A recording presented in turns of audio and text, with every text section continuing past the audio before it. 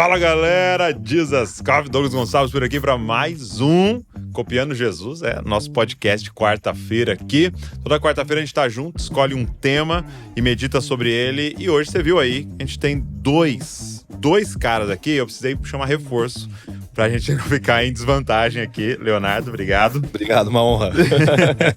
Então nós estamos aqui com reforço e um dos convidados vai estar na conferência Dizascope desse ano. Então eu queria deixar o convite para você. Tá chegando, você tá vendo isso aqui dia 31, provavelmente, é dia 3 de agosto a conferência do Dizascope em São José dos Campos, que é a cidade deles aqui, e você pode participar com a gente. Provavelmente tem ainda algumas vagas, então vou deixar o link para você aqui na descrição, para você acessar aí e participar junto com a gente, que vai ser demais. Vai ser das 9 da manhã até 10 horas da noite, nós vamos estar lá meditando sobre um tema, Cristo. Você não pode ficar de fora.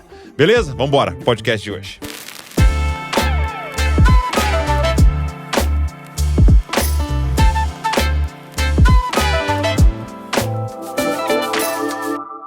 Jonas Madureira, segunda vez, hein? Segunda vez, né? Segunda vez.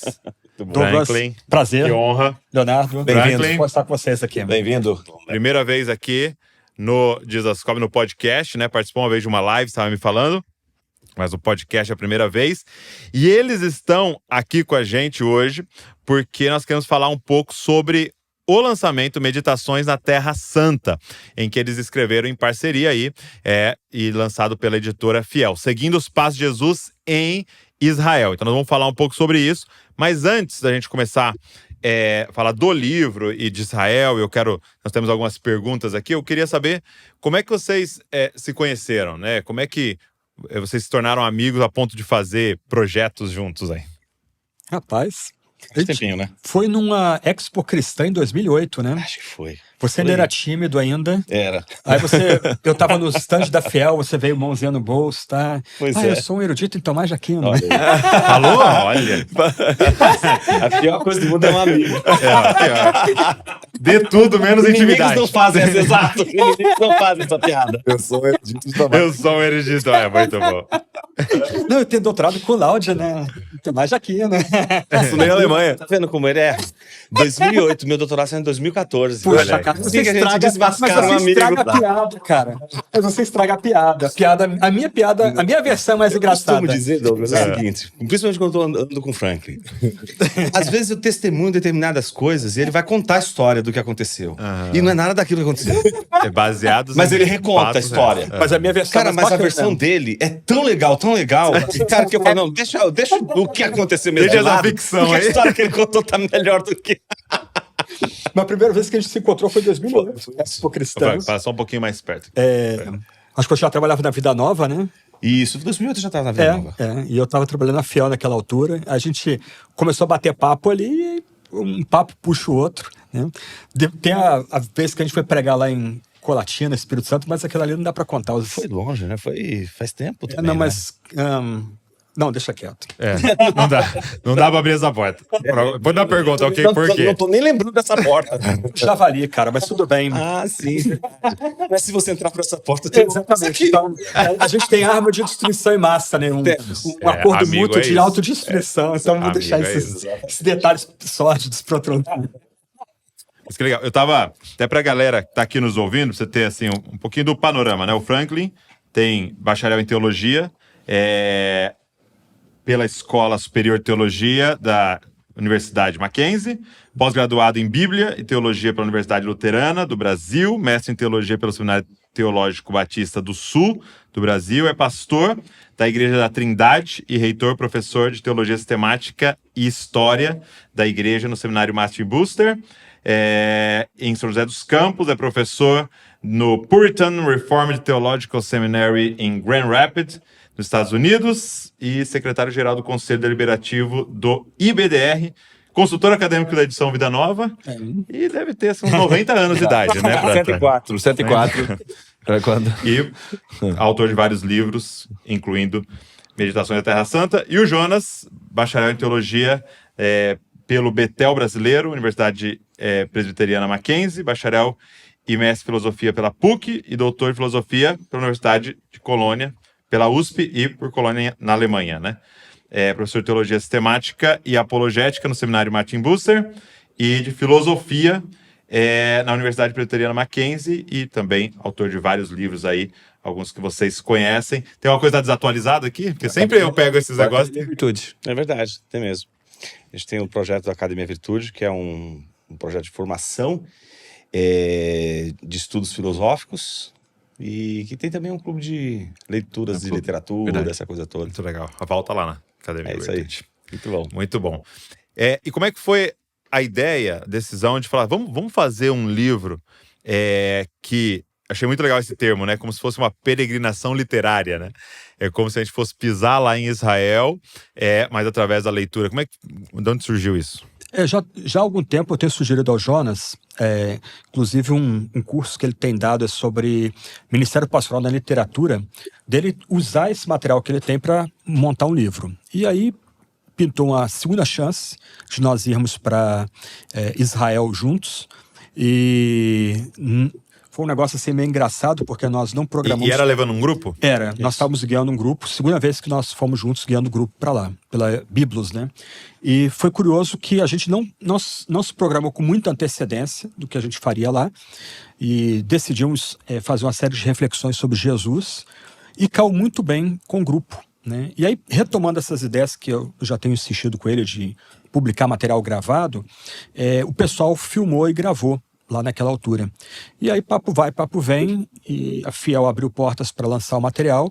Nós entregamos o material para a Fiel, não era nem sonho nosso que saísse um material tão bonito assim, né? Nossa visão era um pouco mais humilde e modesta. Câmera. Mas a Fiel fez um trabalho muito, muito caprichado. A gente tem que agradecer aos editores, setor editorial, quem escolheu as fotos.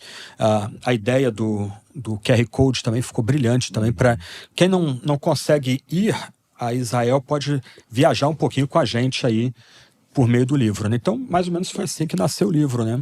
Entendi. Então foi realmente a partir de viagens que vocês fizeram. Sim, com e algumas conversas prévias nossas, algumas sugestões que a gente tem dado sobre publicação, né?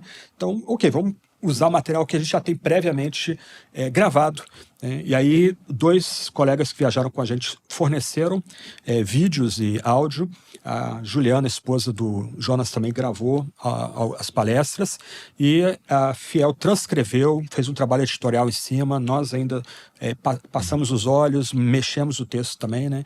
Então, aí tem o livro em mãos aqui, né? Muito bom, muito bom. E qual que é a importância? Porque assim, uma vez eu ouvi um cara falando uma coisa assim que mexeu muito comigo. E ele falando assim, ó, você tem um tempo limitado para estudar, né? Ainda mais quem não é um acadêmico, né? Que não está dedicado exclusivamente a isso. E ele disse, entre estudar línguas originais e contexto, estude contexto, né? Porque línguas originais você tem caras que se dedicaram e tem boas traduções que a gente se dedica, que a gente pode usar, mas contexto é fundamental para compreender a Bíblia, né? Então, assim, qual que é a importância disso para que a gente faça uma boa leitura? Porque não é simplesmente curiosidade sobre Israel, não.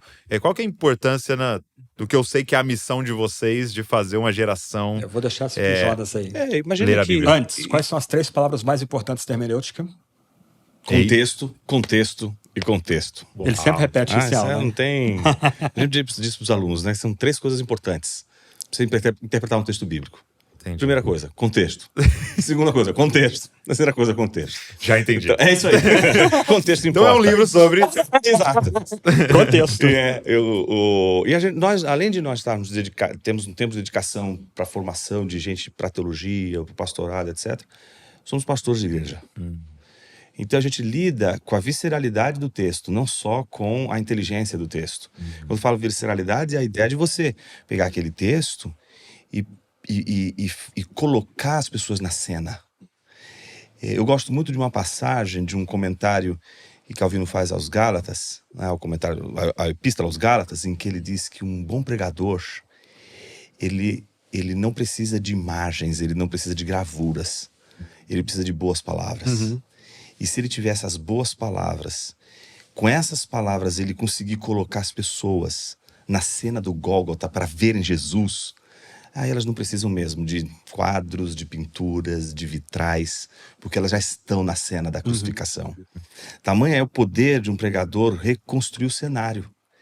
Então, para a gente que está pregando, principalmente quando a gente vai lidar com textos narrativos, e se você parar para pensar que em todo sermão que a gente vai expor um texto, a gente também tem de pregar o evangelho, em todo sermão vai aparecer a cena da cruz, a gente vai dramatizar a cena da cruz, vai dramatizar a pessoa e obra de Cristo.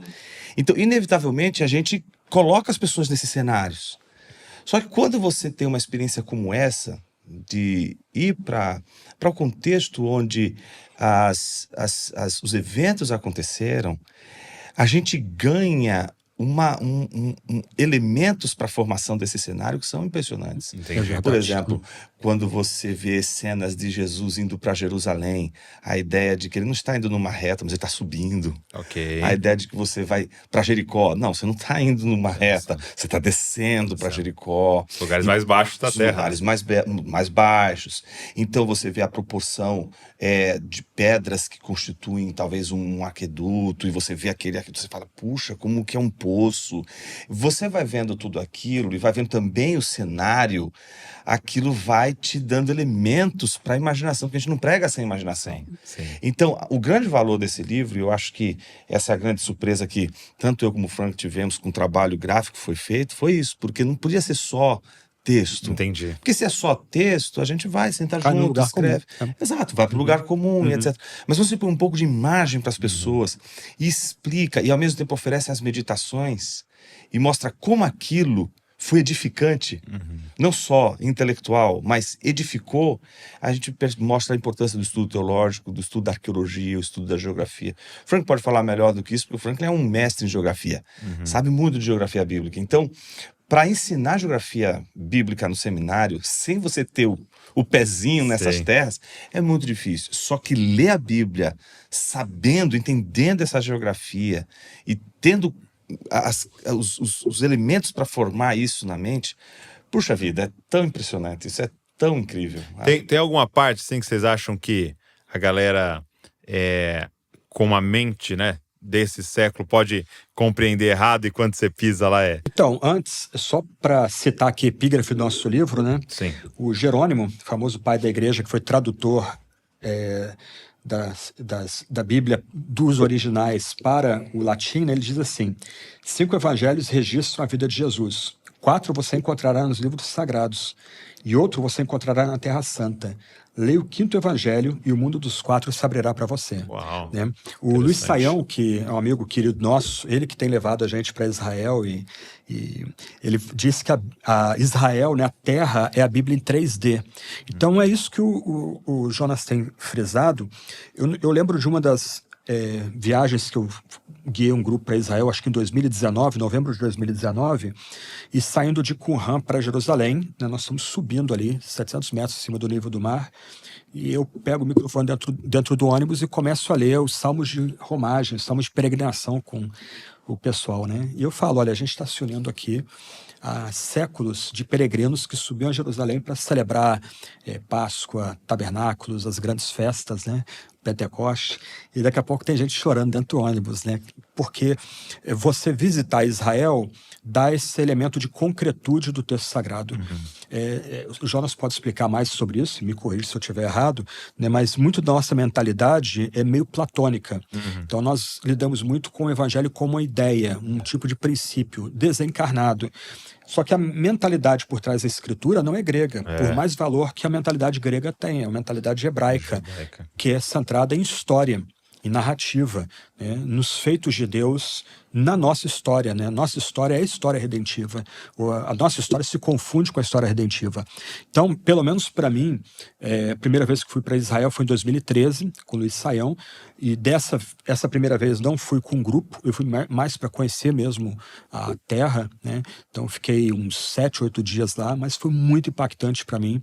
Eu sentia que eu estava entrando num mundo todo novo, e você ir para Galileia, você ir para Jerusalém, você andar nos bairros de Jerusalém, você conseguir se localizar ali, né, ouvir os diferentes sons, os cheiros, as comidas, né, ir para a Vila de Nazaré, que é um espetáculo, é um túnel do tempo para o mundo bíblico. Então, tudo isso gera um impacto muito forte sobre a forma como eu leio a Bíblia. Então, eu posso com dizer certeza. que, indo para Israel, me tornou um outro tipo de pregador. Por exemplo, eu fui pregar Marcos na igreja que eu pastorei, e eu tinha que usar imagens. Então eu estava pregando sobre Jesus no Mar da Galileia, Jesus alimentando a multidão, Jesus expulsando os demônios em Gadara. Então eu botava as fotos dos locais, eu botava mapa. E Marcos, você não saboreia o evangelho se você não tem um mapa diante de si, porque Jesus está conquistando o terreno. Jesus se apresenta como alguém maior do que Josué no Evangelho de Marcos. Então eu queria que a minha comunidade entrasse nessa viagem. Eles entendessem esse elemento de concretude que há no Evangelho. E Marcos é interessante porque a divindade de Jesus não é provada por discurso ou por uma inserção do narrador externo, como em João. O Frank estava comentando essa questão de Nazaré, quando a gente foi para a Vila de Nazaré. Eles fizeram ali umas reconstituições também do que era no passado. Muito É um sítio arqueológico com reconstruções. Exatamente. Né? E aí você entra em determinadas salas, quartinhos, para você ver como que eram as casas. Você vê lá uma mesa. Sinagoga, né? Sinagoga. A gente fez a reflexão na sinagoga em Nazaré. Um negócio muito fino. E aí você vai numa determinada sala ali, tem uma reprodução de que seria uma mesa de jantar, mesa bem rente ao chão. Então você já começa a reformular sua leitura, né? Por exemplo, a gente lê a Bíblia olhando a partir do nosso cenário. Então a gente tem uma mesa, você sentou a mesa, isso aqui. Exatamente. E as mesas, e o pé está debaixo da mesa. Você vai para a mesa lá, o pé tem que ficar para fora. Aí você entende por que a mulher lava os pés de Jesus com suas lágrimas, enxuga com seus cabelos, porque é a parte mais fácil de chegar, está mais perto de chegar. Né? Quando Jesus vai lavar os pés dos discípulos, você já pensa no cenáculo de outra maneira. Isso tudo vai dando para a gente elementos de contexto, né? Mas como a gente oferece uma reflexão pastoral, o nosso olhar também é para aplicação pastoral de estudo. Do que adianta eu saber que a mesa é rente? Por que muda? Não vai fazer sentido nenhum. Só faz sentido se a gente parar para pensar o seguinte: pô, se a mesa é rente ao chão, isso significa que os pés de todo mundo estavam visíveis ali, todo mundo estava com os pés limpos, e só Jesus estava com os pés sujos. Então a mulher está encontrando um Cristo sentado à mesa com os pés sujos. E aí você vai para a mesa da ceia e todo mundo está com os pés sujos. Porque ninguém lavou os pés, e o visual, os pés todos sujos, está todo mundo vendo. A nossa mesa esconde os pés, aquela mesa mostra. Então, percebe como que isso traz aplicações para a gente, para a vida? Porque esse é o olhar de um pastor, né? O pastor vai olhar para o texto e ele vai ver no texto. Claro que ele vai se preocupar com questões técnicas, é importante para a exegese. Mas é como que ele escreveu Espiral Hermenêutica, o Grant Osborne. O Grant Osborne diz, né? Ele diz que todo sermão, que seria uma hermenêutica, seria uma interpretação, começa com a exegese, mas não termina com ela. Termina com a pregação, com a proclamação. Então, a gente tem de estudar, a gente tem de fazer a pesquisa, mas tem que chegar na aplicação para o povo de Deus. Então, a ideia foi, como é que a gente transforma essa experiência incrível que a gente teve aqui nesse lugar em elementos que possam servir para as pessoas perceberem que não é o frisson do lugar em si, não é algo místico, o lugar em si possui uma energia. É que o lugar fala, deixa vestígios. Ele remete a algo. A ideia do lugar fala. Você tem vestígios ali.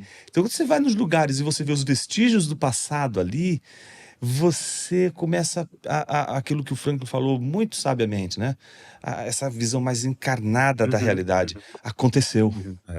Ou seja, a gente é chamado a ter um encontro pessoal com a pessoa, não com a mera ideia. Então, quando na teologia a gente fala de Jesus como Deus e homem, o nosso livro é uma tentativa de chamar o leitor a ter um encontro com esse Jesus encarnado, que era um homem como nós, com os mesmos anseios, desejo, fome, sede, entristecido diante da morte. Então, o que nós tentamos fazer com o grupo, originalmente, foi colocá-los diante desse Jesus, um Jesus concreto, não uma mera abstração. Eu tive a oportunidade de 3 vezes lá, né? E eu acho que uma das coisas que mais me impactou, ao mesmo tempo, é o quão pequeno, né? Porque você tá falando, a gente foi num bairro. Sim. Tudo Então, pequeno. aonde Jesus morou, provavelmente tinha, assim, Sim. centenas, quase milhares ali de Sim. pessoas. Ou seja, todo mundo se conhecia. Sim, exato. Né? Todo mundo se esbarrava o tempo inteiro ali. Então, assim, você pensar, peraí, algo que transformou o planeta. Ocorre num pedaço de terra. E o Senhor escolhia aquilo ali, né? Sim. Porque, poxa, é aquela velha brincadeira, né? Se eu fosse Deus, pô, seria Nova Zelândia que eu escolheria, né? Austrália, né? Poxa, tem umas paisagens por aí que você fala. E quando você vai lá, tem todo esse afeto nosso, porque a gente ama a Bíblia, mas é extremamente simples, é um lugar deserto. Sim. Só que é interessante que é um lugar que mana leite e mel de fato, né? Então você anda pela terra, você entra em kibbutz lá, é um lugar muito diferenciado. Você tem Galileia, tudo verde, bonito ali, o lago, né? O mar, chamado Mar da Galileia. Aí você desce Jerusalém para o sul, para o deserto, muda toda a paisagem lunar. Aí você começa a ver no meio daquele deserto kibbutz. O pessoal plantando melão, plantando laranja. E plantações também, plantações, né? Gigantes ali, muito interessante. Um país minúsculo. Só que é interessante em termos bíblicos, é o país, é a terra que Deus escolhe para se revelar, porque ela é uma ponte entre as nações. Deus escolhe aquele local não de forma arbitrária, mas porque daquele local você passa para a Ásia, para a Ásia Menor, para a Europa, para a Ásia, você passa para a África. Quer dizer, é um lugar para disseminar a mensagem do Messias como único Salvador do mundo, né? Então, até em Cafarnaum, né, quando a gente passeia com um grupo lá, fica ali a parte arqueológica, histórica de Cafarnaum, tem as 2 sinagogas, a possível casa de Pedro, da sogra dele, e do lado dá para apontar onde passava a Via Maris, que era uma via que ligava o Egito até a Ásia Menor, e dali todos os produtos que eram amealhados ali no Egito, dali passavam para toda a Ásia Menor, dali passavam para toda a Europa, saíam barcos que paravam ali em Cesareia para dali, ou em Jope para dali e para a Europa. Então, aí já lembra de Atos. Exatamente, é um lugar central. Ele fez a reflexão em Jope, né? E entrou no livro, né? Sim. Teve uma reflexão que acho que não entrou, não lembro qual foi. Mas o Jonas que fez a reflexão em Jope, que é um lugar muito, muito interessante também. Mas a reflexão de Jope estava faltando, mas entrou no livro. Entrou sim. Entrou. Mas assim, é uma ponte para as nações, como a Escritura diz. Quer dizer, a terra ali é santa pela presença de Deus ali, porque Deus se faz presente, e Deus se faz presente porque ele escolheu aquele pedaço de chão que para outros não significa nada, né? Mas como a ponte para a mensagem do Messias disseminar para todo mundo. E algo que é muito chocante, isso até é uma provocação que a gente faz em grupos de viagem, é mostrar as diferentes visões de mundo, por exemplo, de judeus para árabes. E você vê isso dentro de Jerusalém, né?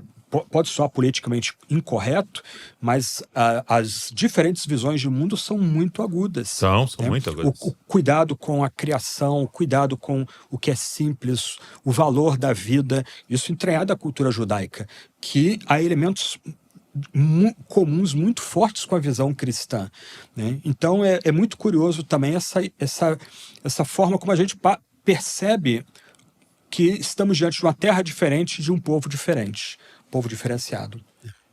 Uma pergunta que eu queria fazer para vocês, aí quem sentir mais à vontade de responder, nossa geração tem essa oportunidade, né, de ir a Israel, né, porque por muito tempo, gerações passadas, meu bisavô, Israel era, a gente sabia de um povo, né, mas não ir lá numa terra de fato, né. Então a gente tem essa oportunidade, e a gente até fez... na história da igreja, leituras muito errôneas até de teologia da substituição e tal, porque nem tinha lá Israel, né? Sim, então a impressão é realmente a igreja veio e vai substituir. E hoje está talvez um pouco mais claro para a gente fazer as leituras de forma mais concreta, né? qual que deve ser o papel, nós como discípulos de Jesus, como igreja, como gentios, em olhar para Israel?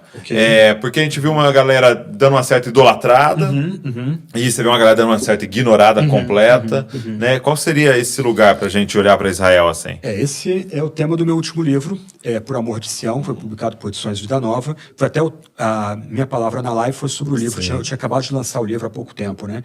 Eu vou usar a minha experiência pessoal, se serve para alguma coisa, o Jonas pode também ajudar aqui também, né? Eu fui criado assim no ambiente batista, que era pouco afeito à teologia, mas muito piedoso e que amava muito a Sagrada Escritura, e sobretudo as narrativas da Sagrada Escritura. Então, eu fui criado num ambiente que a gente era estimulado a ler a Bíblia toda com 7, 8 anos de idade. Uma missionária que era membro da minha igreja de origem americana, né, missionária americana, ela me dava a Bíblia em quadrinhos para eu ler e devorar, e aquilo ali já me deu uma dimensão de concretude do texto, né? A Bíblia em quadrinhos ali tinha desenhos que frisavam essas questões de alimento, de vestuário, de arquitetura, de terra. Então aquilo ali já me ajudou muito. E algo que também foi chave na minha adolescência foi ler as obras da Corrie ten Boom, principalmente Refúgio Secreto, na casa do meu pai. Aí o tempo passa e a gente acaba esquecendo os nossos primeiros amores algumas vezes, né? Vem demandas, pressões, etc. Eu comecei a dar aula razoavelmente cedo, com 27 anos de idade, comecei a dar aula de teologia sistemática, e em algum momento a gente não tem como dominar toda a matéria, né? Então você tem que tomar algumas decisões, algumas até arbitrárias, eu concedo, né? Então eu tinha que dar aula de escatologia e ali, lendo Anthony Huckman, Bíblia e Futuro e outras obras, eu bati o martelo. Não, sou amilenista e as leituras que eu fazia, que eram conectadas ao neocalvinismo holandês, eram supersessionistas. Então, aquilo ali eu abracei sem entender muito as implicações daquilo, ao mesmo tempo nutrindo esperança de que Deus trataria de Israel por causa dos meus primeiros amores. Mas as duas ideias em confusão, em contradição dentro da minha cabeça. Entendi. Até que em 2019, numa viagem para Israel, um grupo espetacular, em novembro de 2019, na hora de organizar a viagem, repassando o roteiro, eu viro para a operadora, né, para Raquel da Biblos, né, e falo, olha, eu li de um museu chamado Amigos de Sião, queria conhecer esse negócio aqui, vamos botar ele no roteiro aqui. Só posso colocar no último dia. Tá bom, vamos ver o Amigos de Sião, que você foi lá, né?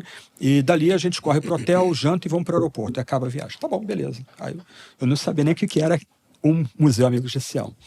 E o Museu Amigos de Sião fica em Jerusalém, é um espaço para homenagear gentios que apoiaram Israel. E eu fico até emocionado quando lembro disso, porque o tour é muito bem feito, todo com desenhos, imagens,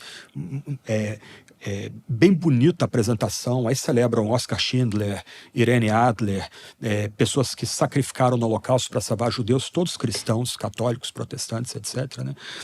E tem uma sala que é dos precursores. Se você me perguntar quais eram os outros três, eu não vou me lembrar. Porque quem foi homenageado, um dos que foram homenageados naquela sala, foi justamente os avós de Corrie ten Boom, que eram da Igreja Reformada Holandesa, e foram desafiados pelo pastor deles, por causa das promessas de Deus no Antigo Testamento, a orar por Israel.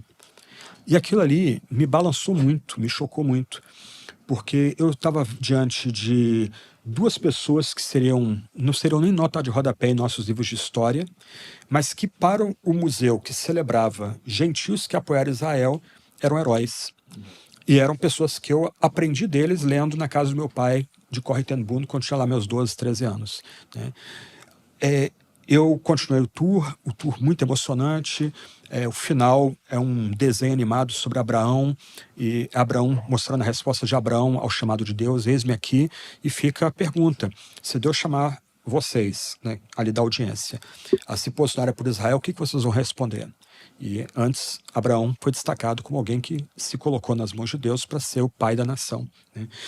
E eu saí dali muito tocado, muito comovido, entendendo que eu tinha que lidar com essa tensão não resolvida dentro da minha teologia. Okay. Então, se você pega a minha teologia sistemática, eu vou defender que o corpo total dos eleitos é o Israel de Deus, os judeus e gentios, ainda que naquela altura eu concedesse, por causa de algumas leituras, que haveria salvação para o todo Israel antes da volta de Cristo. Então, duas ideias que não tinham como se harmonizar.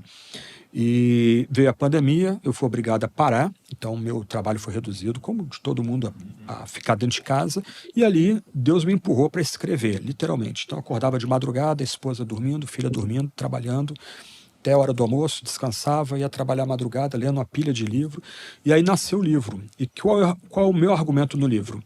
Até a Reforma, até Martinho Lutero e Philippe Melanchthon, a igreja era majoritariamente supersessionista ou substitucionista, ou seja, os gentios são novo Israel. Eles substituíram os judeus foram cortados da sua eleição e da sua aliança e substituídos por agora um novo Israel. E o que eu descobri, lendo a tradição reformada com mais atenção, são algumas questões muito curiosas. Primeiro, os puritanos, sobretudo, entenderam que o problema de Israel não era um problema escatológico, era um problema ligado à salvação. Ou seja, se Deus abandonou a eleição e a aliança que ele firmou com Israel, que esperança nós gentios, se é que ninguém aqui é sefardita, né, descendente de judeus sefarditas, que esperança nós temos de salvação? Exato. E McDermott, no livrinho dele, A Importância de Israel, que frisa esse ponto, que também me atingiu com muita força, essa questão que ele levanta no livro dele. A questão não é ligada a uma visão escatológica em si, a questão é soteriológica. Os puritanos, sobretudo, William Perkins, Edward Twice, tantos outros entenderam esse ponto, Samuel Rutherford, etc.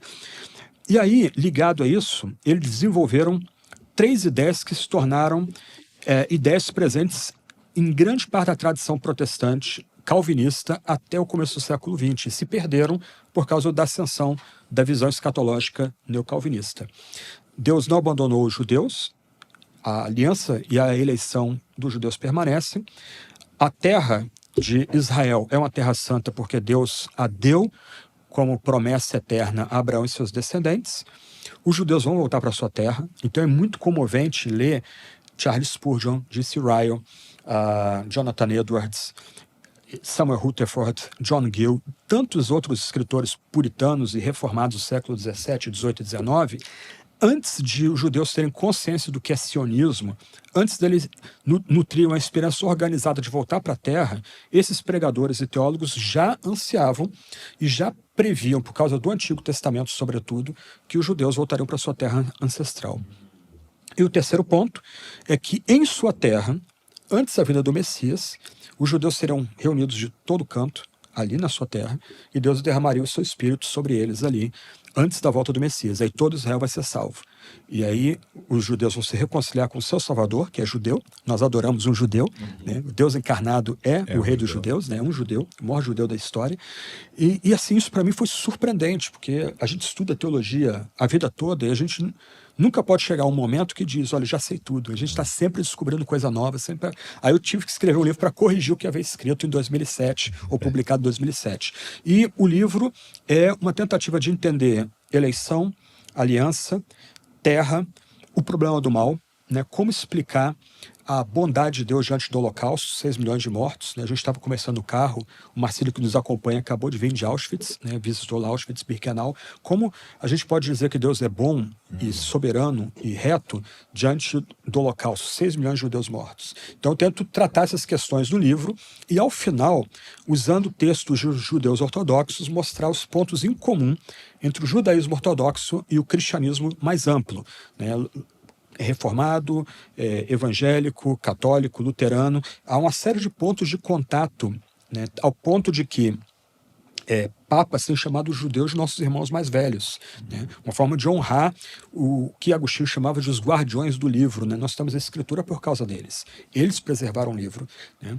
E preservaram o Novo Testamento, né? Talvez com exceção de Lucas, todos os apóstolos eram judeus também, né? Todos os escritores do Novo Testamento eram judeus. Então, essa é um pouco da minha peregrinação de organizar um amor que eu tinha por Israel, mas não sabia colocar em palavras, o valor do Estado de Israel enquanto a única democracia de verdade em todo o Oriente Médio, todo o Norte da África, mas agora essas novas leituras que eu comecei a fazer na história da igreja e que me enriqueceram e me ajudaram a reler a Bíblia e ter uma compreensão bem diferente do que eu tinha em 2007, não conseguia explicitar bem aquilo ali, né? Então, essa é um pouquinho da minha caminhada e é realmente muito emocionante poder estar em Israel, não só pelo que Deus fez no passado, mas pelo que Deus está fazendo e e vai vai fazer ainda de forma espetacular antes da volta de Jesus, né? Uau.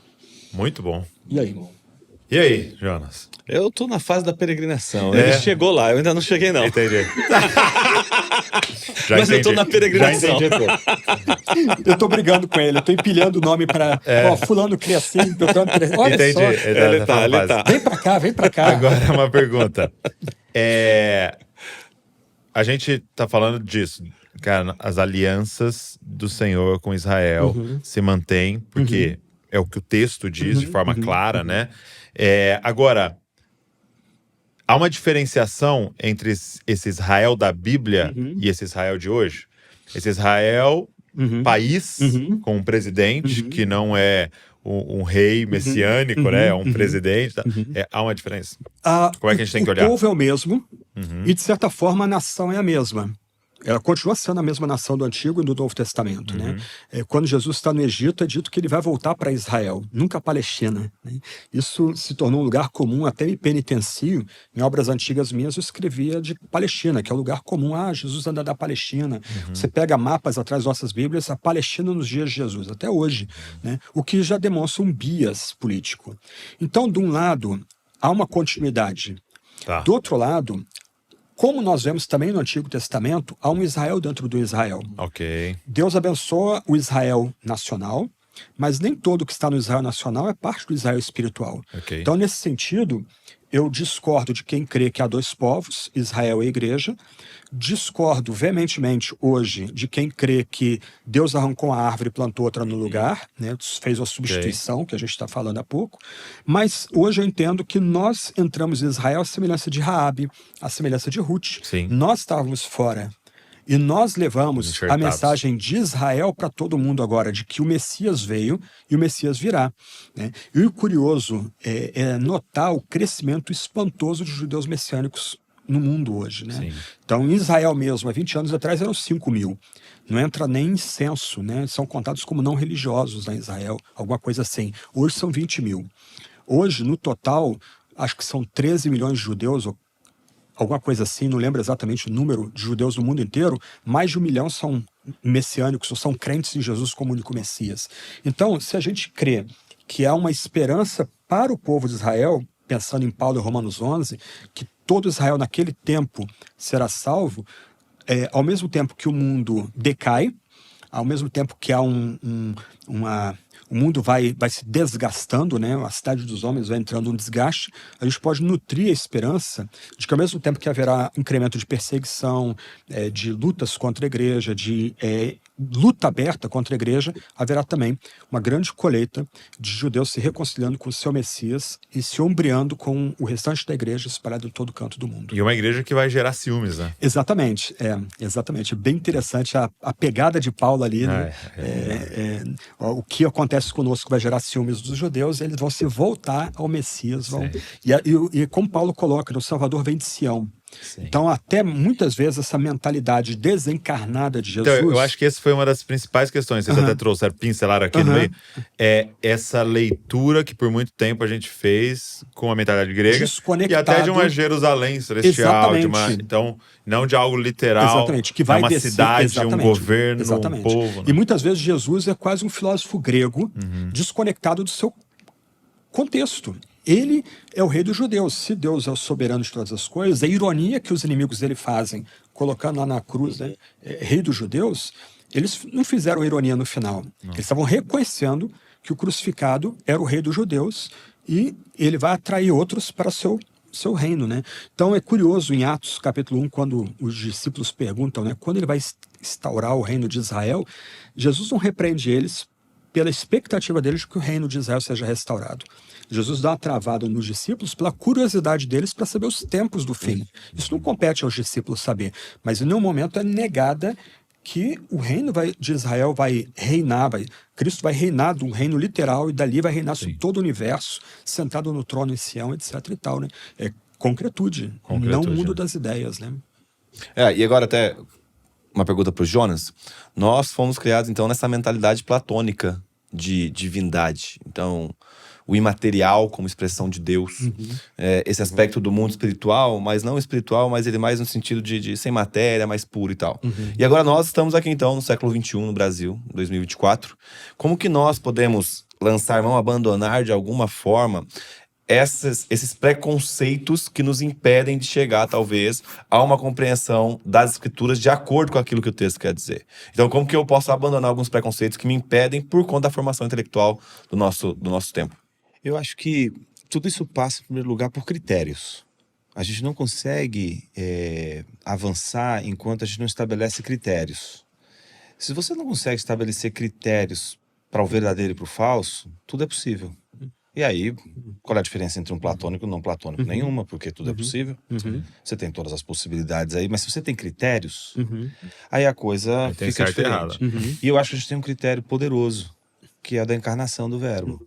Esse é um critério e mostra que o evangelho e a história da redenção, ela não é uma ideia, como disse o Franklin, corretamente. Isso não é a gente não pode pensar, toda vez que a gente pensa o evangelho meramente como uma ideia, a gente caminha num plano de gnose, né? Eu sempre tento dizer isso, e às vezes a gente tem algumas pessoas que, quando a gente fala do gnosticismo, etc., custam a entender que o gnosticismo que a gente tem se referido, óbvio, a gente tem um gnosticismo histórico, tem tudo isso, mas o que a gente está chamando de gnosticismo é uma redução de toda a experiência do evangelho real, concreto, numa ideia, numa cognição. Entendi. Porque se for assim, não tem missionário em hospital psiquiátrico. Entende? As pessoas acham que, por exemplo, pessoas desprovidas de capacidade intelectual, elas não podem ouvir o evangelho. Entende o problema disso? Sim. Se o evangelho é só uma ideia que tem de entender... Nenhum como é analfabeto que a vai ser gente... salvo. Exato, a gente não... e descaracteriza a ideia da pregação como o poder de Deus. Cara, você vai ver duas pessoas estão ouvindo o evangelho, uma se converte, a outra não. Não é uma questão de entender, não é uma questão meramente intelectual. Envolve? Lógico. Envolve. Tem proposição? Tem proposição. Eu não posso dizer algo errado. Entende? O Espírito Santo não vai ungir uma pregação falsa. Nota Um de evangelho rodapé falso, o Espírito Santo não usa para converter. Nota de rodapé do Bonhoeffer que você leu numa conferência Exato, Vida Nova. é muito bonita, Então, por sinal. sim, muito, a nota muito. 20 Essa do discipulado. Nota de rodapé 20 do Bonhoeffer. discipulado. Mas é interessante Sim. essa ideia. Porque se você desencarna a experiência do evangelho como alimento para a vida, não é só uma questão intelectual, é para a vida. A gente acaba transformando o cristianismo numa escola filosófica, como você colocou, Léo. E hoje isso é muito comum, dada a urgência da apologética. E é necessário hoje, a apologética mais sempre foi. A gente sempre precisou defender a fé. A gente sempre precisou dar razão da nossa esperança. Mas usar o expediente puramente racional para o evangelho é você perder de vista o fato de que o Cristo encarnado coloca em xeque toda a salvação pela ideia. Você não é salvo por uma ideia, você é salvo por um sangue. Entende? Você tem um evento que te salva. E é por isso que você vai ter muita gente estúpida no céu, gente. Entendeu? O estúpido vai pro céu também. Entendeu? A pessoa que não entende as coisas direito, a pessoa que fala besteira. Entendeu? Ela não vai pro céu porque ela falou direitinho, ela não vai pro céu porque ela entendeu direitinho. Ela vai pro céu pelo sangue de Jesus. Agora, ela pode não ter entendido direitinho. Ela vai sofrer direitinho aqui na Terra. É aqui que ela vai sofrer as consequências de uma doutrina equivocada, de um entendimento errado das Escrituras. Ela já vai sofrer aqui. Só por entender errado as Escrituras, ela já não vai usufruir da beleza das Escrituras. Que tá disponível. O erro te tira de um banquete e te coloca nas migalhas para uma disputa em glória. Sim.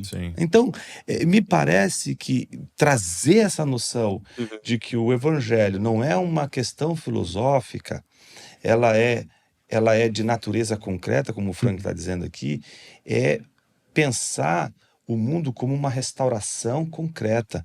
O céu é concreto, Concreto. não é mazarapiano, não é todo mundo, né, etéreo. Pulando de Não, nuvem em nuvem. exato, não é? Tocar na harpa. Você tem uma relação concreta. Agora, se Sim. você tentar explicar, Sim. né, o professor de escola bíblica dominical, quando estava pregando, ensinando na escola bíblica da igreja, disse que foi explicar a tal da Rua de Ouro, Jerusalém, as suas ruas de ouro, né? E aí minha filha veio perguntar, papai, ela era pequenininha na época, assim, e no céu vai ter Rua de Ouro? E eu, vai, filha. Porque eu já pensei no texto, lembrei e tal, só que eu não entendi porque ela estava perguntando. E aí ela me fez a pergunta, pra quê? Aí quando ela disse pra quê, aí foi difícil, viu, meu irmão? Porque eu tava no escritório, tinha um monte de livro do lado, naturalmente. Cadê e meu comentário de Apocalipse? Exato, eu lá explicando. Cara, nem eu tava acreditando naquilo que eu tava dizendo pra ela. Ela muito olhou comum pros isso. livros, aquilo ali, e disse, papai, acho que você não me deu uma resposta, você não. não sabe. Vou continuar crendo na Rua de Ouro, mesmo sem saber pra quê. Mas enfim, a ideia da Rua de Ouro, a ideia de toda descrição concreta. Eu vou te explicar por quê. Eu quero saber. Pode falar? Pode. Que era assim, ó. Isso aí que vocês buscam aqui na Terra, aqui a gente pisa. A gente. Aí a gente esnoba. Aí ficar bonito. Não sei se é isso, mas ia ficar bonito pra Agora ela. eu vou dizer isso pra ela. Ela falou, precisou mais 12 anos Eu aprendi. pra eu encontrar uma resposta pra Você você. liga uma coisa pro Jonas. Vai, Essa foi boa, Dom. Isso aí Vai fazer vocês se parte do meu matam aqui, repertório. eu piso aqui. Vai. Muito bom. Mas é isso. Mas, cara, assim, E esse céu concreto é uma coisa também, assim... Que, cara, 90% das pessoas Não estão no entende. Dovino não entendem. Porque que há um tabernáculo é. que Moisés pegou medidas e que era concreto e que foi feito aqui. A galera, né? na verdade, tinha uma visão espírita do céu, né? Desencarnada. E até da morte, né? Eles, cara, isso pra mim é um pouco deprimente. E alguns cultos fúnebres, você não tem mais hinos celebrando a ressurreição do corpo, a vida eterna. Muitas vezes os hinos cantados são aleatórios, não tem nada a ver com o que está sendo dito ali, mas nós cremos na ressurreição do corpo. Inclusive, nós fizemos a reflexão no chamado Jardim da Tumba, que pode ou não pode ser o lugar onde Jesus foi crucificado e depois sepultado, mas é um lugar de reflexão bonito, um lugar potente ali, né? Você pegar o grupo ali, levar o grupo para dentro da tumba, o pessoal tem o seu tempo de reflexão, chora ali, e a gente tenta colocar para ele, gente, Jesus ressuscitou na carne. Ele não levantou como espírito, ele levantou como o homem encarnado, o Deus encarnado. Mesmo corpo. O mesmo corpo, né? Não é um corpo diferente. Sim. Não é um planeta diferente. Não é um mundo diferente. Restauração não é uma outra coisa substituindo outra. Restauração é a mesma deteriorada, renovada, restaurada. Imagina um corpo queimado, virando farelo. O milagre é que vai ser o mesmo corpo. Não é um outro corpo novinho feito no céu. Tem um estoque aqui de corpo bonitinho pra você. Ó, pum! Isso não é, veja, a ressurreição, a doutrina da ressurreição do corpo é tão maravilhosa, porque tem que ser do mesmo corpo, tem que botar o dedo, tá a chaga ali, reconhece, é o corpo, não é outro corpo, é aquele corpo. Isso é maravilhoso. A gente cita aqui um Isso poema do concreto. John Updike. Eu só vou ler um trecho aqui, né? Não se engane. Se ele ressuscitou mesmo, foi com o seu corpo.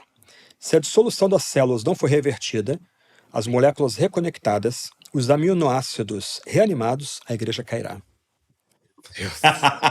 Então, assim, é muito legal essa dimensão da concretude até para a espiritualidade e devoção. Vocês querem ver um negócio? Qual foi a sua sensação quando nós participamos daquele Shabá no hotel em Jerusalém? É muito bonito, cara. É um negócio assim, é festa, celebração. As famílias reunidas, famílias comida, reunidas, é muito vinho bonito. da melhor É uma qualidade. coisa bonita de ver, viu? E nós perdemos E isso. que No entanto que você muda um pouco, uma vez eu participei de um, você muda um pouco de tem que guardar um sábado para olha o Usufruir, privilégio exatamente. de podermos ter Tempo um de dia, descanso, né? mas não um simples descanso. É a mesa farta, Isso. as melhores comidas, as famílias reunidas ali.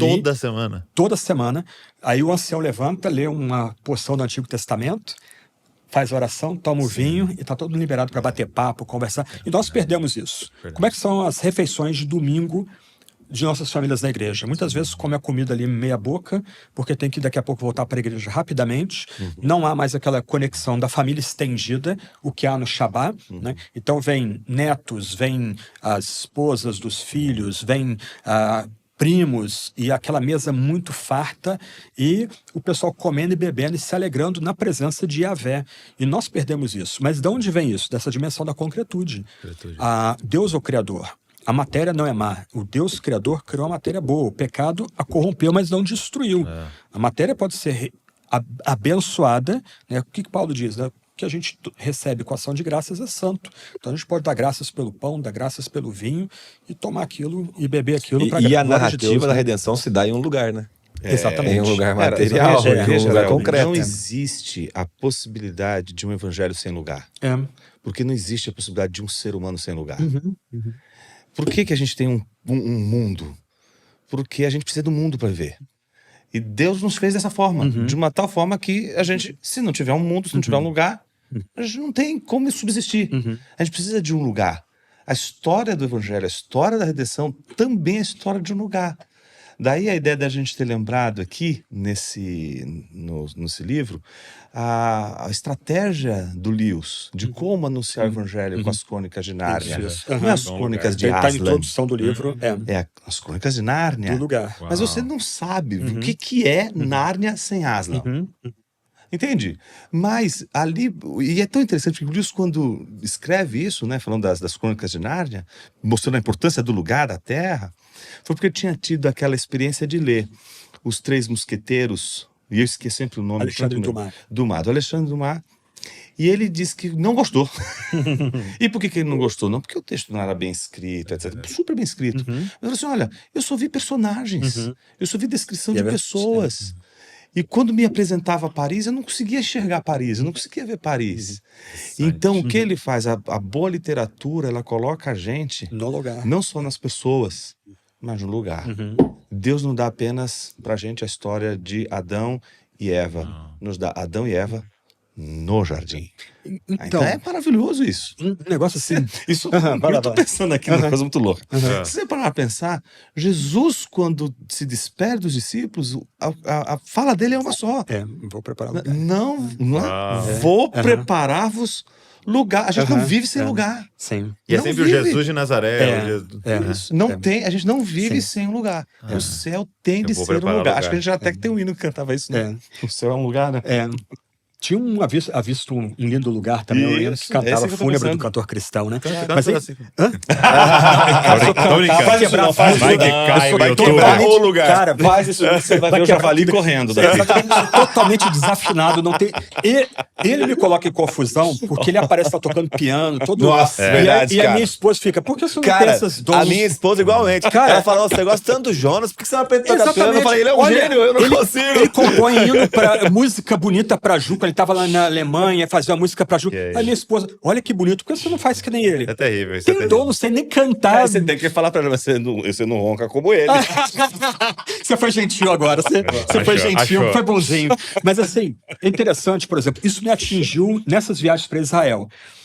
Eu nunca tinha me chamado a atenção, na última ceia de Jesus, tem o pão, tem o cálice, mas não tem a ovelha pascal.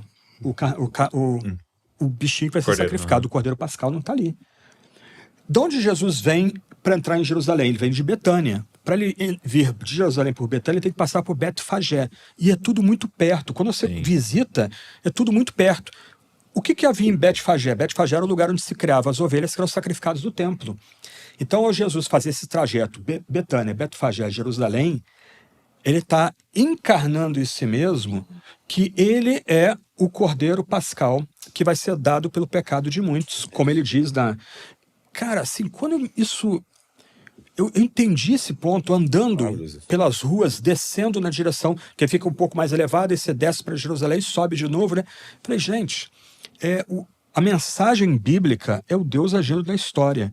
Não tem como você abstrair Deus é um princípio, alguma coisa fora, desconectada da história. Jesus não... É o quadro do Caravaggio, você até fez menção indireta, né? É você tocar nas chagas de Jesus. Jesus é real. Ele é o Deus encarnado. É o mesmo corpo ressurreto. É o mesmo corpo ressurreto, né? Ele foi... Nós adoramos um judeu. É a provocação do McDermott. Na ceia, espiritualmente, nós nos alimentamos de uma carne judaica e bebemos o sangue judaico da Santa Ceia. Isso é muito forte, muito forte. Quando eu fui em Israel, foi até uma organização que pagou para um grupo de pastores, para falar sobre isso, para enfatizar essas questões. E um dos pontos que me marcou muito foi quando ele citando Ruth, né? Ele disse ali como Ruth nos representa ali, né? Isso. E ela dizendo assim... e ele dizendo assim, vocês falaram essa parte pra nós, o seu Deus é o meu Deus. Isso. Aí ele disse, vocês poderiam falar a outra parte, seu povo será é o meu povo. Exatamente. Né? E assumir isso junto com a gente. E hoje, mais do que nunca, né? O antissemitismo crescendo assustadoramente. Assustador. É um negócio ilógico. Assim, Oi? Ilógico, né? Na assim... verdade, eu penso que é demoníaco. Isso, eu diria isso. O antissemitismo de Amã, por exemplo, era demoníaco porque queria impedir que o Messias viesse de Israel. O antissemitismo do terrorismo árabe e do nazismo, e mesmo do socialismo soviético, é demoníaco porque impede que todo Israel... É uma tentativa demoníaca de impedir que todo Israel seja salvo. Né? Então, assim, além da questão patológica, questão doentia, é um negócio absurdo. Me dá vontade de perguntar para essa turma jovenzinha, descolada, que queima a bandeira de Israel, xinga judeu, você nunca ter trocado uma palavra com o judeu. Você moraria hoje aonde? Na autoridade palestina ou em Israel? Né? Qual lugar que você estaria livre para fazer as suas questões? Exatamente. Aquilo que você quer fazer. Abraçar seus estilos de vida. Onde você moraria hoje? Né? Então, mas o fato é que é um negócio assim muito espantoso. 80 anos depois do final da Segunda Guerra Mundial, o Marcílio comentando no carro que chocado lá com o que ele viu lá de Auschwitz-Birkenau, né? E a gente está lidando com o mesmo ponto hoje. Cemitérios judaicos sendo vandalizados, sinagogas judaicas vandalizadas, o antissemitismo escrachado nas redes sociais, não há mais punição, não há mais lei, não há mais ordem, né? A pessoa fala o lixo que quiser ali. E hoje nós somos chamados não só a interceder por Israel, né? Mas também, na medida do possível, na medida que Deus abre porta, a gente ficar a favor dos judeus e de Israel no tempo presente. Né? E isso é um ponto curioso também na minha formação. Logo que eu abracei a fé reformada, eu fui ler lá os documentos Confissão de Westminster, breve catecismo maior, e me chamou a atenção no catecismo maior, que quando o catecismo maior expõe o Pai Nosso, ele recomenda que se ore pela chamada dos judeus. Só que é aquele tipo de coisa que a gente lê lá atrás e fica lá no fundo da memória, a gente não dá muita atenção, e só em 2019 isso voltou à tona. E no diretório de culto da Assembleia de Westminster, é recomendado que antes de cada sermão, o pregador ore pelo chamamento dos judeus também. Isso era um comando para a liturgia presbiteriana e congregacional no século XVII, XVIII e XIX. Isso se perdeu. E eu tinha lido isso, década de 90, e ficou lá no fundinho da memória, mas não... Aí quando eu voltei a estudar agora, nossa, voltou tudo aqui. Eu tinha essas informações, mas eu não tinha sido chamado a atenção para elas ainda. Mas eu entendo que nós somos chamados a orar pelo Israel, pela nação, se alegrar com o que Deus faz nela, ainda que grande parte dessa nação vire as costas ainda ao Messias, mas também, se Deus dá a oportunidade, a gente vocalizar apoio a eles numa situação muito perigosa que eles estão hoje. Eu fui no Museu da Segunda Guerra Mundial em Londres. Ao Imperial War Museum. E aí, o terceiro andar, né? Nem pode entrar criança. Tem a maquete de Auschwitz lá. Não, e tem as roupas, né? Isso. Tem tudo, Os tem sapatos, alguns kippahs, algumas soco torá. no estômago. E uma coisa que me chocou muito é que eu cheguei e eu vendo já saí chocado. Só que tinham muitos judeus extremamente idosos lá. E eu fiquei pensando, cara, deve ter ou o avô, ou um tio, ou alguém ali tava ali. Passou ali. E, cara, eu saí mal. Mandei mensagem pra minha esposa, eu tava sozinho. O Museu do Holocausto lá em Israel. Cara, é muito forte. Lá é muito forte também. E é bonito, muito bem feito, mas é muito comovente. Não é opressor como visitar um campo de concentração, um campo de extermínio, mas é forte. Você sai dali assim, até... Aí tem frases de teólogos que a gente gosta, que são supersessionistas, que hoje deveriam embaraçar a gente. Mas tem algumas pessoas que não perceberam ainda que há uma outra forma, também bíblica, de ler, por exemplo, Romanos 11, ler Isaías, Jeremias, Ezequiel, Salmos, e ter uma visão de amor pelos judeus e por Israel, né? E só um parênteses, como é que você interpreta Mateus 25 ali, aquele texto de Jesus falando... que vai separar as nações, você crê que tem a ver com Israel ali? Qual texto? Você lembra do dito?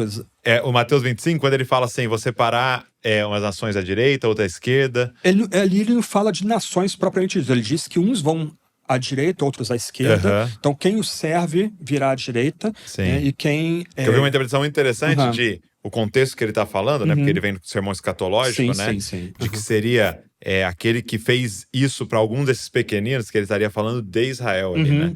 Dessa perseguição final. Pode ser. Porque... Pode ser. Uhum. E até ele fala, eu estava preso, vocês me visitaram, né? Uhum. Então, assim, colocando eles como nessa condição, né? De passando fome, Sim. de passando sede, Mas de então, presos. isso talvez faça sentido, porque que era o público original do sermão? Sim. Judeus, não gentios. É. Ele está se dirigindo ali. Esse é outro ponto, né? Fala-se de nova aliança. Então, isso espera que a nova aliança seja com gentios. Mas, no lugar da Bíblia, a nova aliança é feita com gentios. A nova aliança é feita com o judaico Israel. Sim. Quer dizer, nós, gentios, se é que nenhum de nós aqui é descendente de judeu sefardita, que é uma possibilidade grande aí de brasileiros terem um descendente judaico, que torna até mais interessante o ponto, ou seja, descendentes judeus estão abraçando a fé no Messias judeu, né? Mas o fato é que o contexto original era um contexto judaico. Sim. Jesus falou para uma audiência judaica, então eventualmente faria o sentido ele falando para esse público-alvo aí. Né? Muito bom. Caminhando para o fim, então só para a galera saber, o link está aqui na descrição, tá? Para você pedir. Livraço, vai te abençoar muito. É como uma peregrinação literária, é como se você estivesse pisando lá. Eu creio que um dia você vai lá, ok? Mas começa lendo aqui, vai te abençoar muito já. Mas eu queria saber, assim, cada um falasse o que mais te marcou, assim, qual ficou marcado na sua memória de local aqui, assim, e o que o Senhor fez vocês meditarem naquele lugar. Eu me lembro quando estávamos na escadaria, quando que é a via pela qual Jesus entrou na entrada, na famosa entrada triunfal, exato. Sim. E era uma exposição que o Saião estava fazendo. Isso foi em 2021, né? Isso, ele fez uma exposição muito bonita ali. E é muito bonito você ver aquela escadaria, ver tudo aquilo ali, mas a porta fechada. A porta tá ali diante de você. Então, ali foi um dos momentos que eu fiquei me perguntando. Eu falei, puxa, eu estou aqui numa escadaria, num caminho onde o mestre passou. E é aquela sensação que crente tem, né? Sim. Porque é aquela coisa... Porque o que a gente quer? Uma vontade de ficar perto, de estar ali, de presenciar, de vê-lo. O dia que isso acaba, o dia que a gente acha que o alvo da vida cristã é conhecer Jesus, mas não vê-lo, aí alguma coisa está errada. Sim, eu não quero só conhecer meu Senhor, eu quero estar diante dele, eu quero vê-lo. E eu quero vê-lo assim mesmo, porque esse é o mistério da encarnação, né? Ele não deixou de ser homem. Ele permanece, o ressurreto, o primeiro dentre os mortos, com o seu corpo ressurreto, e eu quero vê-lo. Então, essa experiência ali na escadaria, quando a gente navegou no Mar da Galileia, e pensando, se eu estivesse nesse barquinho com Jesus dormindo aqui, por que eu acordaria ele? Ele está aqui, por que eu estou acordando ele? Não vai acontecer nada, mas a possibilidade de vê-lo dormir. E aí eu lembrei muito das músicas do Estênio Márcios, né? Sobretudo aquela que, quando o Estênio Márcios fala de que ele está cansado, depois de fazer um milagre, depois ele se levanta, não é? Então, que é um hino que fala da humanidade de Jesus. Então, esses dois lugares, junto com o Jardim das Oliveiras, para mim são os três. Para mim são os meus... Inclusive a reflexão do Jardim das Oliveiras foi você que fez, né? Que está aqui no... E que é interessante porque a gente fez num lugar que você tem ali o jardim, né? A oliveira mais antiga, que está ali, não é? E você vê de lá a porta da entrada. Exatamente. É muito bonito. Muito bonito. E, inclusive, na biografia do Neil Armstrong, né, o astronauta da Apollo 11, narra lá que ele foi ali e falaram, olha, você está pisando num lugar que muito provavelmente Jesus pisou. Aí ele disse, esse é o lugar mais importante que eu coloquei os pés, né? Ele era... o homem que pôs exatamente, é muito legal. Eu acho assim... Excelente. Que declaração. Muito legal isso aí. Para mim, assim... Para você, Frank. Toda a Terra é espetacular. E eu já tenho viajado lá um pouquinho. Eu completei 7 visitas à Terra já. Cada visita é uma experiência diferente, né? Nunca é igual. Já peguei Covid lá. Fiquei 10 dias a mais lá. A operadora cuidando de mim. Aí eu, assim, enquanto não era liberado para voltar para o país, a operadora falou, escolhe onde você quer ir que a gente vai botar um guia para levar vocês. Opa! Então, fui um bocado de lugares que geralmente não dá para levar grupo visitando espaço. Então, cada viagem é diferente. Hoje, para mim, o meu lugar predileto, se eu posso dizer isso, é a Igreja de Cristo em Jerusalém. Porque ela é a primeira igreja protestante fundada no Oriente Médio. Ela foi fundada por um consórcio da Igreja Reformada Suíça, da Igreja Anglicana e da Igreja Luterana Alemã, numa época que eles eram filossemitas, eles amavam os judeus e amavam Israel. E eles fundaram essa igreja na expectativa de estimular os judeus a voltarem para Jerusalém, quando ali não era nada, né? Era um montão de pedra e ruína, debaixo do domínio autoritário, totalitário dos turcos otomanos. E eles não apenas construíram aquela igreja para estimular essa volta, mas para apoiar os judeus peregrinos, muitos deles muito pobres, que por causa de perseguição, sobretudo do leste europeu, estavam voltando para aquele território que era a Palestina otomana, como era conhecido naquela altura, né? Então, para mim, aquela igreja é muito significativa, é uma igreja pequena, ela já foi, inclusive, a embaixada britânica no território, mas é uma igreja muito significativa. Ela mistura estilos arquitetônicos diferentes. Ela parece uma igreja gótica, mas também lembra a sinagoga. Ela foi construída virada na direção do templo, como todas as sinagogas em Jerusalém. Você entra dentro dela, tem menorá, tem cruz entalhada, porque ela se tornou uma igreja anglicana depois, né? Você tem os 10 mandamentos, o credo apostólico, o Pai Nosso em hebraico. E é uma igreja muito bem localizada. Ela fica na porta de Jope, do lado, praticamente em frente à Torre de Davi, onde tem o espaço ali onde ficam as maquetes, que conta a história da cidade ali dentro da Torre de Davi, né? Então, para mim, é uma igreja muito significativa, é um espaço muito significativo. E sempre que posso, levo grupos lá para fazer reflexão. Inclusive, aqui no livro está a minha reflexão em Romanos 11 que eu fiz ali, porque a igreja, os luteranos reformados anglicanos fundaram aquela igreja na expectativa que a terra era dos judeus, os judeus voltaram para sua terra. Em algum momento no futuro, eles teriam fé no Messias e aí viria o fim, né? Então a Igreja de Cristo seria um espaço assim, muito bom. Talvez hoje o meu espaço predileto está ali. E ali tem um outro detalhe. Do lado da Igreja de Cristo tem um pequeno museu, também dentro do espaço da Igreja de Cristo, onde há uma maquete. É a única maquete que você tem como ver o que está no subsolo da área do templo. Um membro da igreja, que era um arqueólogo alemão, recebeu autorização do sultão otomano da época para fazer escavações do templo. E nunca mais isso foi permitido. Então, a maquete se abre e você tem um vislumbre do que está embaixo do templo. E é o único lugar que você consegue ver isso também em Jerusalém. E está preservada essa maquete, é uma maquete do século XIX, mas aí o pessoal leva você nesse museu, abre a maquete, eles contam os detalhes do que tem ali na maquete, instrui a gente a ver os detalhes, então é muito bacana. Você sabe qual a razão de não poder? É a razão basicamente religiosa, porque é o seguinte... É uma rixa muito... Cada enxadada que você dá em Israel é uma descoberta arqueológica que confirma que aquela terra sempre foi terra de Israel dos judeus. Entendeu? Então, por exemplo, um lugar que nós vamos lá é um lugar próximo de Jerusalém, onde nós fazemos um trabalho arqueológico com o grupo no monturo de rocha e pedra. Essas rochas e pedras foram removidas da área do templo de forma ilegal pelos árabes, sem autorização de Israel. E a história é muito curiosa, eu vou correr aqui por causa do nosso tempo, mas um cidadão de Jerusalém, judeu, começou a cismar com barulhos noturnos de caminhões pesados saindo da área do templo e indo para fora da área de Jerusalém. O que os árabes estavam fazendo? Fazendo escavações que eles impedem os judeus de fazer, fazendo escavações da área do templo e descartando os entulhos retirados como lixo e jogando no lixão de Jerusalém. Esse homem ligou para a polícia cercou ali o lixão de Jerusalém e falou: agora isso é nosso.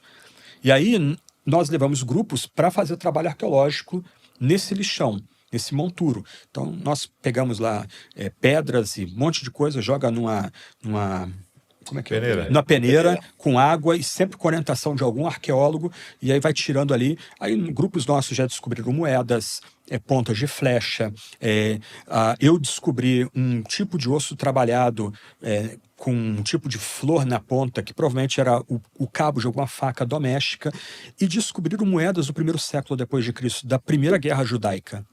Então, por isso, árabes não permitem nenhum tipo de trabalho arqueológico na área do templo, porque qualquer trabalho arqueológico na área do templo vai provar que havia judeus naquela terra desde pelo menos contando aí com a tomada de Jerusalém por Davi, desde 10º século antes de Cristo, ano 1000 antes de Cristo, já tinha judeus ali, morando naquela localidade, né?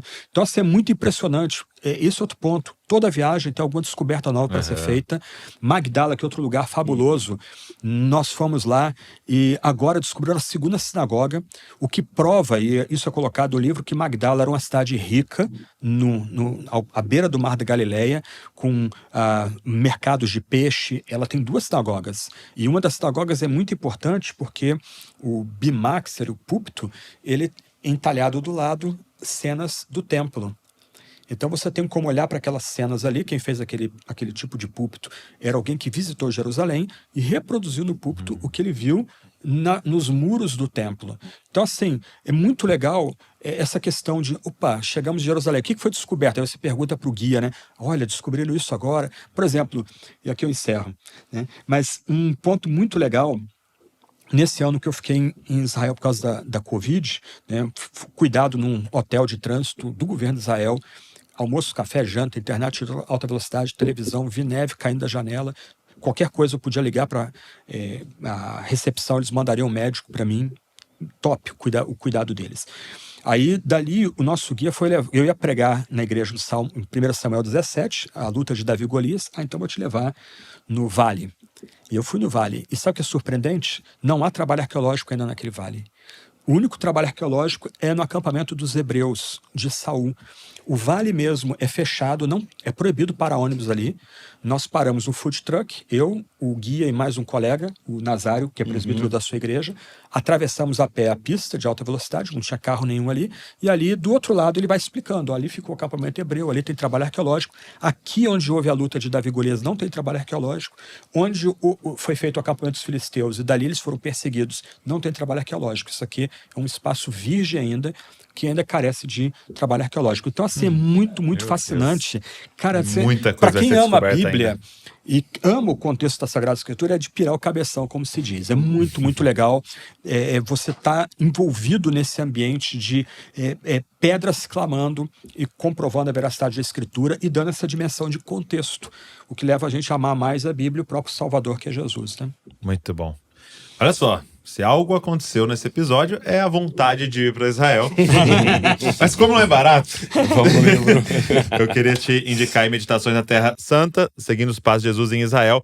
Legal que é bastante, falando muito de Israel, claro, dos locais e tal, mas assim, todo o foco em Jesus e como aquilo ali é tão especial para nós por causa de Cristo. Então, você vai parar por cada uma das partes aí, ler o contexto histórico, geográfico e também uma reflexão pastoral ali daquele lugar. Então, vai te abençoar muito. Vou deixar o link aqui para vocês, tá? E agradecer demais. Obrigado. Douglas, Leonardo, muito obrigado. Um privilégio estar com vocês. Uma alegria. Obrigado mesmo por esse tempo aqui. E não só por esse tempo, como eu sempre digo, mas obrigado por nos fazer amar mais a Bíblia, amar mais as Escrituras e vocês sempre derramarem ferramentas no corpo de Cristo para que o corpo de Cristo seja cada vez mais saudável e mais bíblico e mais cristocêntrico. A gente é muito abençoado por vocês. Viu? Amém. Muito obrigado. E venham mais vezes. Isso aí. Um privilégio. Valeu, Douglas. Parem mais tempo. Prazer enorme estar com Por favor, vocês obrigado. aqui. Um abração. Uma alegria. E obrigado a você que ficou aqui ouvindo, assistindo. E eu queria pedir, pega esse link, cara. Manda para uma galera aí, para mais pessoas ouvirem. Manda nos grupos do WhatsApp aí para mais pessoas terem acesso a esse rico conteúdo. Deus abençoe você e não se esqueça, você é uma cópia de Jesus. Valeu.